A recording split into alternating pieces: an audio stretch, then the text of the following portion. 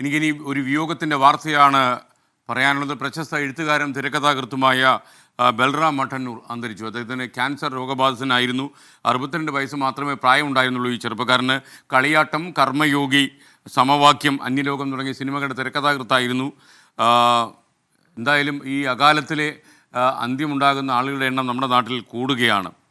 സംസ്കാരം ഇന്ന് ഉച്ചയ്ക്ക് 2 മണിക്കാണ്. കണ്ണൂർ പുല്ലുപ്പി ശ്മശാനത്തിലാണ്. സജു ദേവസ്യ കണ്ണൂരിൽ നിന്നും തത്സമയം കൂടുതൽ വിവരങ്ങളുമായി ചേരുന്നു. Good morning Saju Devasya. വല്ലാത്തൊരു വിയോഗമായി പോയി. എന്തൊക്കെയാണ് വിവരങ്ങൾ?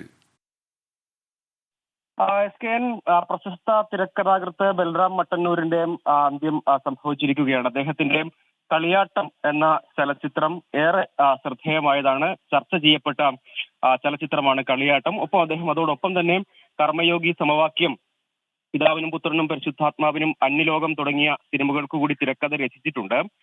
കളിയാട്ടം ഏറെ ചർച്ച ചെയ്തെങ്കിലും അദ്ദേഹത്തിന്റെ കലാസബര്യ വേണ്ട രീതിയിൽ അംഗീകരിക്കപ്പെട്ടില്ല എന്ന വിമർശനം വിവിധ കോണുകളിൽ നിന്നൊക്കെ ഉയർന്നിരുന്നു. വലിയ തോതിൽ ക്രിട്ടിക്കൽ അക്ലൈം ഒക്കെ ലഭിച്ച തെയ്യം പശ്ചാത്തലമാക്കിയ ജയരാജ് സംവിധാനം ചെയ്ത ചിത്രമാണ് കളിയാട്ടം.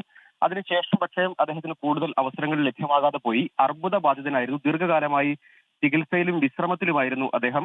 രോഗം വല്ലാതെ തളർത്തിയപ്പോഴും അദ്ദേഹം പിന്നീടും പുസ്തകരചനയിലും അദ്ദേഹം പല ഗ്രന്ഥങ്ങളും ചലച്ചിത്ര വിഷയങ്ങളെക്കുറിച്ചും അതല്ലാതെ പൊതുവായ സാഹിത്യ വിഷയങ്ങളിലുമൊക്കെ ഗ്രന്ഥങ്ങളും ധാരാളം പുസ്തകങ്ങളും ഒക്കെ രചിച്ചിട്ടുണ്ട്. ഏറ്റവും ഒടുവിലും അദ്ദേഹം ഒരു ഗ്രന്ഥത്തിന്റെ പണിപ്പുരയിലായിരുന്നു, എഴുത്തിലായിരുന്നു.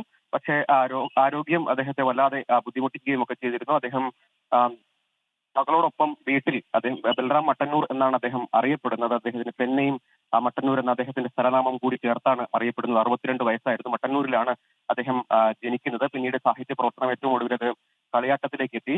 അർബുദബാധിതനായി ആരോഗ്യ പ്രശ്നങ്ങളും മറ്റും നേരിട്ടതിന് പിന്നാലെ അദ്ദേഹം കട്ടാമ്പള്ളി മകളോടൊപ്പം താമസിക്കുകയായിരുന്നു. സംസ്കാരം ഇന്ന് ഉച്ചയ്ക്ക് 2 മണിക്ക് പുല്ലൂപ്പിയിൽ നടക്കും.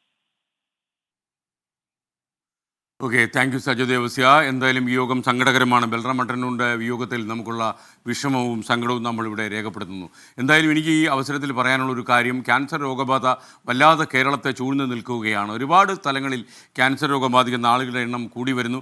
യഥാർത്ഥ കാരണം എന്താണെന്ന് ഇപ്പോഴും നമുക്ക് കണ്ടുപിടിക്കാൻ കഴിയുന്നില്ല. ഒരു അന്വേഷണവും ഗവേഷണവും ഈ കാര്യത്തിൽ അടിയന്തരമായി വേണം. നമ്മുടെ ആളുകൾക്ക് ജീവിതശൈലി രോഗങ്ങൾ ഒരുപാട് കൂടുമ്പോൾ ക്യാൻസറും അതുപോലെ ഹൃദ്രോഗവും ഒക്കെ ഒരുപാട് കൂടുന്നു. ഒരു കാലത്ത് ആരോഗ്യത്തിൻ്റെ മോഡലായിരുന്നു കേരളമെങ്കിൽ ഇന്ന് അനാരോഗ്യത്തിൻ്റെ മോഡലിലേക്ക് നമ്മൾ മുതലക്കുപ്പ് കുത്തുന്നു എന്നുള്ളതാണ് ഏറ്റവും സങ്കടകരമായ കാര്യം. അതുകൊണ്ട് എന്തുകൊണ്ട് ഈ ക്യാൻസർ രോഗബാധ കേരളത്തിൽ പെരുകുന്നു എന്നുള്ളത്, കൂടുന്നു എന്നുള്ളത് നമ്മൾ അന്വേഷിക്കേണ്ടതാണ്. മറ്റൊരു വിയോഗത്തിൻ്റെ കാര്യം ഇന്നലെ ഞാൻ പ്രേക്ഷകരോട് പറഞ്ഞു.